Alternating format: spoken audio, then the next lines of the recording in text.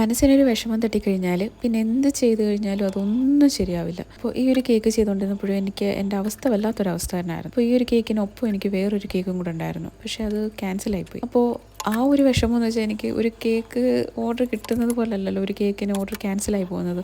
അത് നമ്മളെല്ലാം ചെയ്ത് വെച്ചതിന് ശേഷമാണ് സംഭവം ക്യാൻസലായത്. അപ്പോൾ അത്രത്തോളം ഒരു വിഷമം എനിക്കുണ്ടായിരുന്നു. അപ്പോൾ ഇത് ചെയ്തുകൊണ്ടിരുന്നപ്പോഴെല്ലാം എൻ്റെ മനസ്സിൽ അതായിരുന്നു. വേറെ എന്തൊക്കെയോ ചിന്തിച്ചുകൊണ്ടായിരുന്നു ഞാൻ ഈ ഒരു കേക്ക് ഡിസൈൻ ചെയ്യാൻ എടുത്തിട്ടുണ്ടായിരുന്നത്. അന്നേരം ഇത് വൈറ്റ് ക്രീമായിരുന്നു ഇത് ഫുള്ള് കവർ ചെയ്യേണ്ടത്.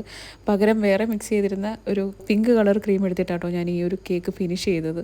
പിന്നീടാണ് എനിക്ക് പറ്റിയ ഒരു അബദ്ധം മനസ്സിലാക്കിയത്. പിന്നെ ആ ഒരു ക്രീം ഫുള്ള് വൈപ്പ് ചെയ്ത് കളഞ്ഞിട്ട് വീണ്ടും വൈറ്റ് ക്രീം ഇട്ടിട്ടാട്ടോ കേക്ക് ചെയ്തെടുത്തിട്ടുണ്ടായിരുന്നത്.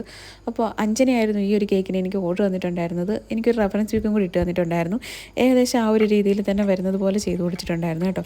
ഒരു ഓർഡർ കിട്ടിയിട്ട് അത് ക്യാൻസൽ ആവുന്ന അവസ്ഥ എന്ന് വെച്ചാൽ അത് വല്ലാത്തൊരു അവസ്ഥ തന്നെയാണ്. അപ്പം ഇങ്ങനെയുള്ള നിങ്ങളുടെ എന്തെങ്കിലും അനുഭവം ഉണ്ടെങ്കിൽ ഷെയർ ചെയ്യാൻ മറക്കണ്ട കേട്ടോ.